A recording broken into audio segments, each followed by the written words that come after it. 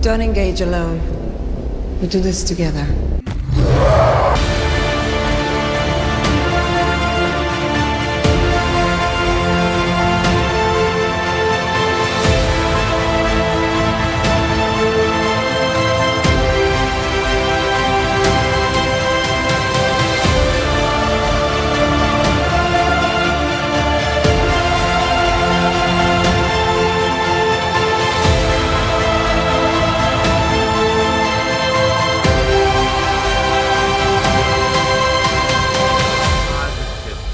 Yeah! Yeah! We got it! We got You 52 booklet. it! Somebody clip this one. Welcome to Justice League Rewatch. I'm Jared. I'm here with Nick from the Phoenix Press. What's up, dude? Oh, I'm feeling Grundy today. Okay, so before we started, I Nick warned told him, me I he had a warned him. really bad pun. And I'm like, this is possibly the worst one you have. This is practically a war crime, dude. Well, at least this episode won't be coming out on a Monday. Okay, so we're talking about the Wake the Dead episode of Justice League Unlimited. And so this one's actually really, really cool because it reveals a lot of stuff. Well, first off, I love the way this episode begins. We have the obvious D&D nerds trying to summon like magical powers to fight a bully. All right, Zack Snyder needs to scold him. Play Yeah, it. it seemed very, it's kind of funny when I think about it. It seems very Stranger Things-y. Yes, but Zack Snyder has some words for him. Yes. Oh yeah, he does. As a matter of fact, he really, really does. Let me see. Where's the words that Zach wants to say for these people? Dweeb. Yes, thank you. Exactly. Oh my god. Yeah. So in this, they end up resurrecting Solomon Grundy, and it wasn't on a Monday, but it seems like he does have a bad case of the Mondays though. Mm-hmm.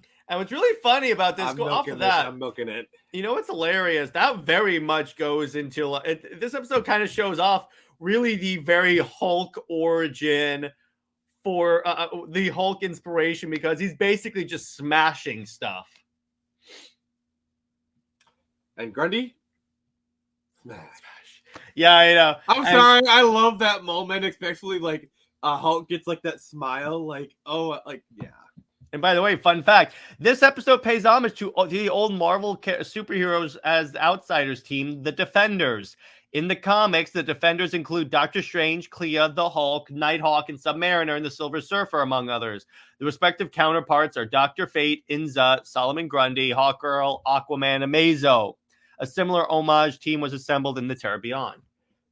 I just love that, like, Aquaman is just hanging out at Dr. Fate's tower. He's just, like, chilling there. At the same time, because he's like, oh, yeah, Batman was one of them was telling me you once beat Batman at chess, and based on your performance, I'm very surprised. I gotta say, the guest star voice actors in this episode are freaking stacked.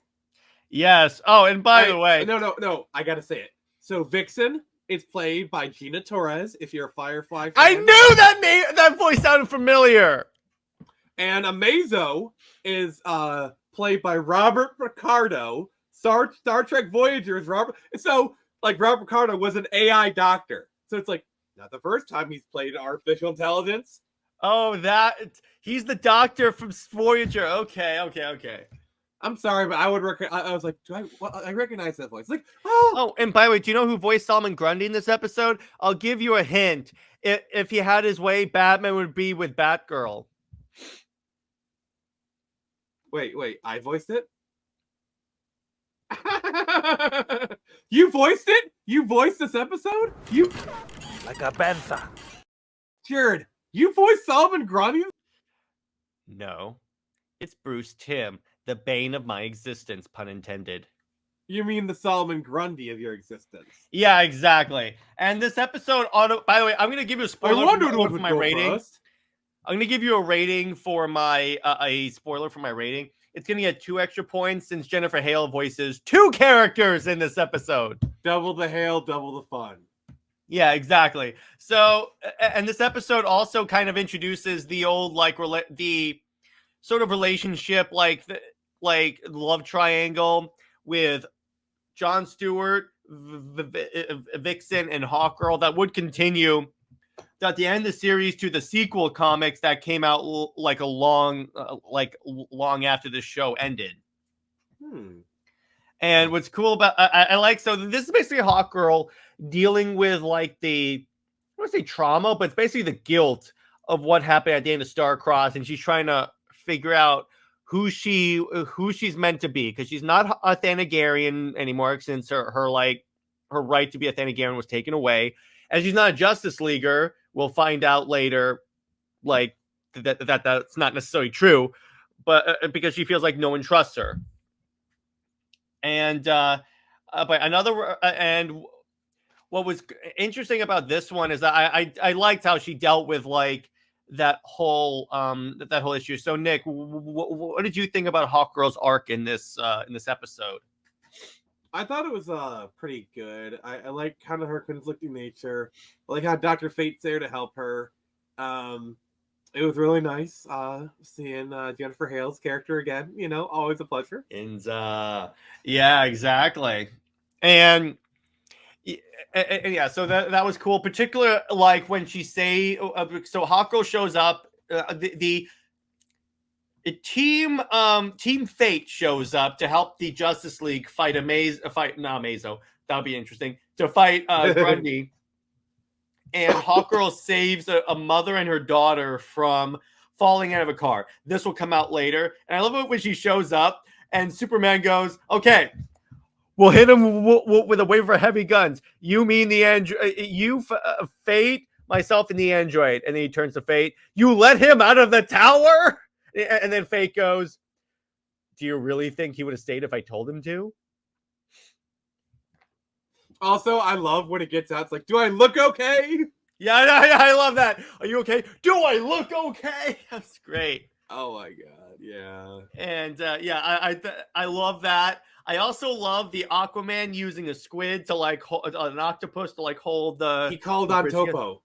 Yes, he called on Topo. There you go. That's Topo. And then I also like how like Hawkgirl is trying to like reason with Grundy, because if you remember in the Terror Beyond episode, that was the one where like they go to this alternate dimension because the spirit was going to like invade, and Grundy died, and like Hawkgirl held him there, so they have a connection. So she was trying to get through to him, but again, he was like, it's more like, as Dr. Fate calls it, a shell, and it's like he's pure rage. I'm like, all you got to do is make him green, and it's straight up. So like, what you're saying is, despite all the rage, it's still just Grundy in a cage.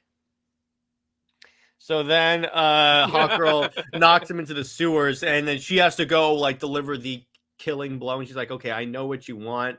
I like the Master Splinter cameo in this episode. Yeah, I know. I saw know the wreck. And Nick, I didn't know Courage was in this episode. He gets everywhere, man. He gets everywhere. Yeah. Oh man, and he's practically an immortal rat in that case. But so then she emerges, and then here's a piece of trivia: we finally get the results of the vote. She was going to be allowed to remain in the League. Green Lantern had to recuse himself because of like his feelings for Hawkgirl, and he recused himself because he was porking her. So okay, I have to cut that out. But Superman like voted to keep her in because it's like he believes in like second chances. So I really, again, that was a great portrayal of Superman. I really like that. Yeah, it was really good.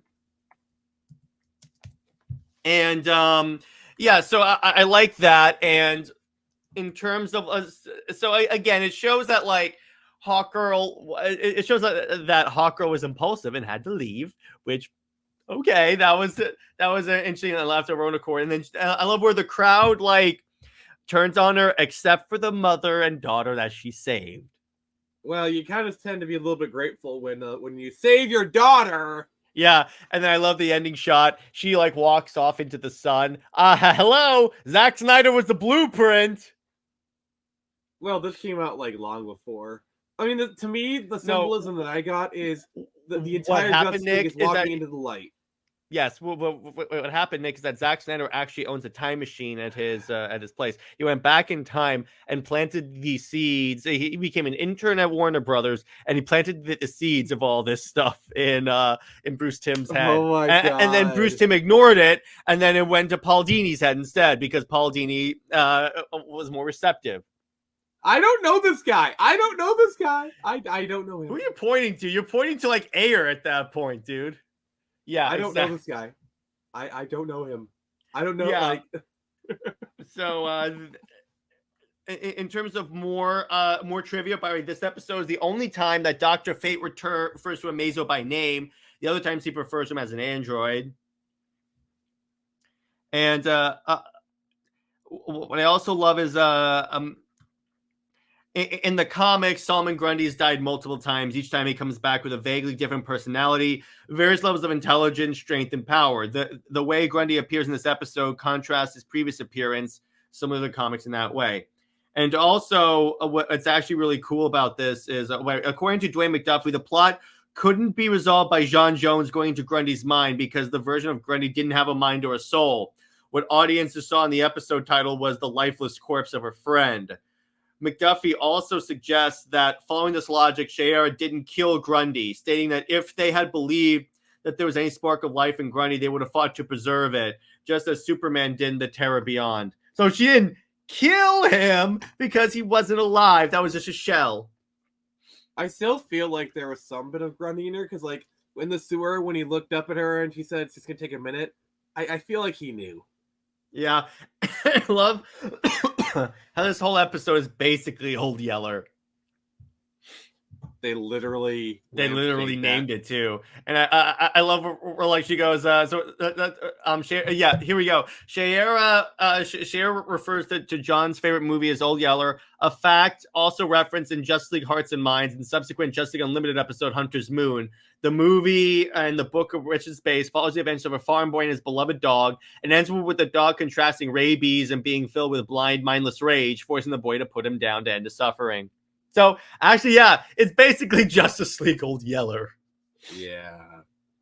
So, also, like, yeah, go ahead. Now I'm just imagining, like, the two of them laying on their bed, watching Old Yeller together and just heard them talking about it. Like, that is just so crazy. Mm-hmm. So, Nick, what are your overall thoughts about this episode? Really, really good episode. Big improvement on the last episode because, like, yeah, this one was pretty much all action too, but they actually took the time for like good character development, and like there's actually a lot of really good, obviously Shiera and her character moved forward, so I am very pleased with how this turned out. Yeah, it was pretty much like the last two were like all action. This one was this one had a lot of action, but it also had like a lot of heart too, instead of just pure people punching each other. As opposed to last episode, which was just a dark heart. Yeah, exactly. Which I enjoyed because that's currently the most popular episode of the show ever, with like 922 views. And the reason why, we all know there's two reasons why it's popular. Well, it's also because they objectified Wonder Woman. So, yeah, You weren't helping. It wouldn't surprise me because of who was one of the creative forces on the show that thought that Wonder Woman was one noted because he didn't understand the character. But that's besides the point. One of these days, Jared, I'm going to have Bruce Timm on for an interview, and you are gonna suck up to him like mad. No, I won't. I'll be like, okay. I have a couple of questions, Bruce. Question number 1: why? Question number 2: I have no follow-up questions. Oh my god! But anyway, I gotta make this happen now. I gotta make it happen. But the point is, I rate this episode a solid 10 out of 10 because it was a perfect blend of action and heart, action and character development. What about you, Nick? How would you rate this episode? I give it a 9 out of 10. It's a very, very good episode. Very good character development. You know me, I'm very conservative with my stuff. Jared's a fanboy. He'd rate every episode a 10 out of 10 if I didn't rate it. Says the Avatar guy. I mean, he's seen my rating for Avatar. I hardly give many episodes 10 out of 10, so. We'll see. Though I will say, much to my dismay, watch when we get to Firefly. You know then you might have a right to call. Chances are a lot of episodes will probably fall below. But there probably won't be a lot of 10 out of 10 episodes in there because of who created the show. I mean, I'll try not to be too biased, but still, there's a certain individual. I thought you liked Firefly. But who created Firefly? Who was a big creative force behind Firefly? I love how it's like, yeah, the show's good, but like every episode's gonna get an. Because I'm gonna see the Whedonisms in there, and I'm like, I can't. I just hope that like there's gonna be like one episode where it's like, even with my like 0.5 automatic deduction, this is still a 10 out of 10 episode. Oh, it's gonna be way more than 0.5. And by the way, I'll give you a hint on who the individual is. He fills out his clothes like lentils fill out a sandwich bag. There you go. There you go. So I'm not gonna. I'll give you a hint. Begin with a J and end with an N. I'll give you a hint. He single-handedly destroyed DC movies. So anyway, beyond that, would you rate this episode again? 9. Okay, that's not bad. I'll take that. So in the meantime, yeah. So okay, we're approaching the end. So next week is going to be the end of season 1. So that means we're a third of the way done with the show. So we're going to be covering the once and future things, part 1 and part 2, obviously the same. And it's going to be a live stream as we normally do with the season finale. So be hyped about that because we're going to have a lot of fun with that one. Yep. In the meantime, stay heroic, everyone. And remember, just because you have nostalgia for the show doesn't mean you can't point out the Bruce Timm-isms. Super